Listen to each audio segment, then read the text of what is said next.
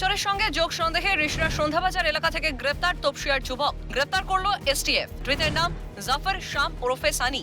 পুলিশের ধরপাকড় শুরু হতেই নিজের এলাকা ছেড়ে রিষড়ায় চলে আসে সানি। পুলিশ তাকে ধাওয়া করে অভিযান চালিয়ে মঙ্গলবার গভীর রাতে পাকড়াও করে। হাবড়ার ফরেনার্স অ্যাক্টে মামলা দায়ের হওয়ার পর পাকচর রানা গ্রেপ্তার হতেই তার সঙ্গে যোগ আছে, তাকে সাহায্য করছে, জাল নথি তৈরিতে সাহায্য করেছে এমন ব্যক্তিদের খোঁজ শুরু করে এসটিএফ। সেই সূত্রেই সানির নাম পায়।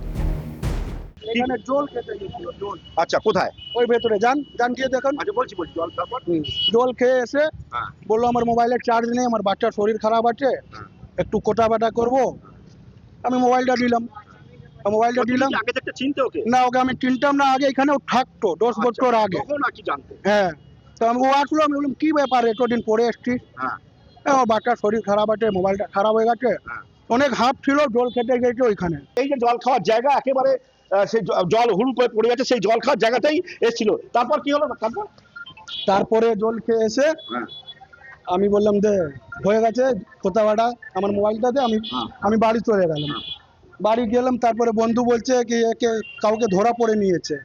আমি বললাম কাউকে ধরা পড়ে নিয়েছে, কে আছে? তো বলে আমি জানতাম। বললাম তাহলে ওই ছেলে আছে। আমি জানতাম এরকম ছেলে আছে, ওকে আমি মোবাইল দিতাম। গতকাল রাত 11টা নাগাদ যে এসটিএফ এর টিম সেই এই এলাকায় আছে এবং তারপরেই এই যে সন্ধ্যাবাজার এলাকা, সেই এলাকা থেকেই এই সানিকে গ্রেপ্তার করে।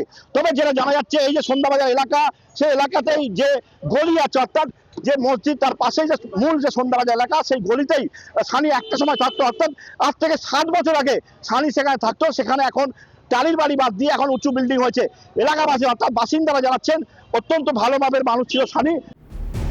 গত 12 আগস্ট পাকিস্তানি চোর সন্দেহে রানার অফ ওরফে ওয়াহাব আলম নামে এক যুবককে হাবড়া থেকে গ্রেপ্তার করে এসটিএফ। সে পাকিস্তান থেকে নেপাল হয়ে ভারতে ঢুকেছিল সূত্রের খবর। তাকে জেরা করেই তপসিয়ার ইমরান হোসেনের খোঁজ পায় এসটিএফ। ধৃত ইমরান আইএসআই এজেন্ট রানার ভারতীয় নথি বানাতে সাহায্য করেছিল বলেই সূত্রের খবর। রানার অফকে জেরা করে এর আগে তপসিয়ার বাসিন্দা এজাজ আলীকে গ্রেপ্তার করে এসটিএফ। এবার তপসিয়ার আরেক যুবক জাফর শাম ওরফে সানিকে রিষড়া থেকে গ্রেপ্তার করলো এসটিএফ।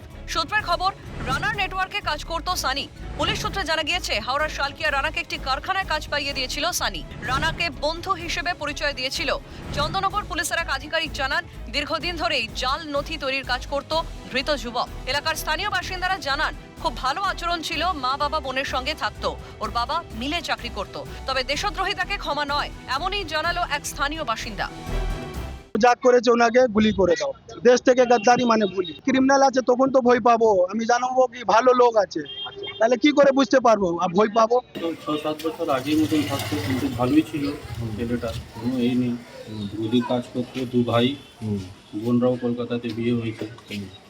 তারপর এখান থেকে যখন বাড়িওয়ালা ওদের সরিয়ে দিল, বিল্ডিং বানালো, ওরা কলকাতা শিফট হয়ে গেল। এইখানে তো খুবই ভালো, সেটাই তো আমরা শুনে অবাক। একদম ভালো ছিল, মেলামেশা সবার একদম। আমরা যখন দেখছি তখন পড়াশোনা করতো। এখান থেকে কোনো কাজ করিনি, কলকাতা শিফট হয়ে তাহলে গদির কাজ করে।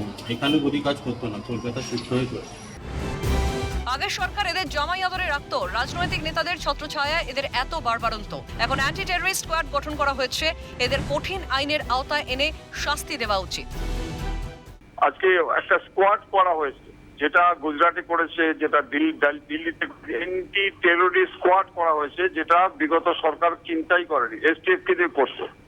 কিন্তু এখন আপনারা যেগুলো দেখছেন, এগুলো এই যে সরকার এসে যে চতুর্দিক দিয়ে ছাপিয়ে পড়েছে, তার জন্য কিন্তু ধরা পড়ছে। কারণ এরা বিভিন্ন জায়গায়, আপনি মুর্শিদাবাদ এখনো বাকি আছে, আচ্ছা হারোয়া থেকে শুরু করে বিভিন্ন জায়গায় জামাই আদরে শুধু নয়, অনেক অঞ্চল পঞ্চায়েত প্রধান হয়েছে, বিয়ে করেছে, সন্তান হয়েছে, এগুলো তো এখনো বাকি। আপনি তপসিয়া দেখছেন চতুর্দিকে, রাজাবাজার থেকে শুরু করে মেটিয়াপুর থেকে শুরু করে চতুর্দিকে এরা আজকে ছদ্মবেশে রাজনৈতিক নেতাদের ছত্রছায়া রয়েছে। এই যে অ্যারেস্ট করার পরে এরা কার শেল্টারে ছিল, টাকা কারা জগিয়েছে, এবং তাদের সিডিআর থেকে বিভিন্ন জায়গায় জ্যাকের মাধ্যমে আজকে কিন্তু এদেরকে ধরা শুরু করেছে। গভর্নমেন্ট চাইছে যে উগ্রপন্থী যারা, সন্ত্রাসবাদ যারা, যাদেরকে আজকে এই তৃণমূল সরকার বিগত দিনে জামাই আদরে রেখেছিল এবং বর্ডারটা ওপেন রেখেছিল, এবং তারা একেবারে ব্যাঙের ছাতা এখানে আছে, ধরা হয়েছে।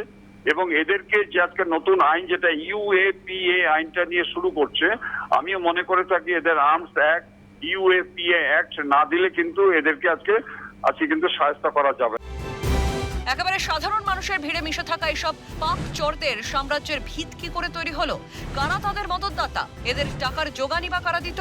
পাক এজেন্টরা সহজেই এদেশে জাল নথি তৈরি করে লুকিয়ে থাকার সুযোগ পেল কি করে? রাজ্যের সুরক্ষা নিয়ে বিগত তৃণমূল সরকারের উদাসীনতা কি এর জন্য দায়ী নয়? উঠছে প্রশ্ন। এই জাল কতদূর বিস্তৃত তার খোঁজে পুলিশ। এই ঘটনায় যথারীতি উত্তেজনা ছড়িয়েছে এই রিজদা বাজার সন্ধ্যা এলাকায়। হুগলির রিজদা থেকে সমিত সিনহা, ক্যালকাটা নিউজ।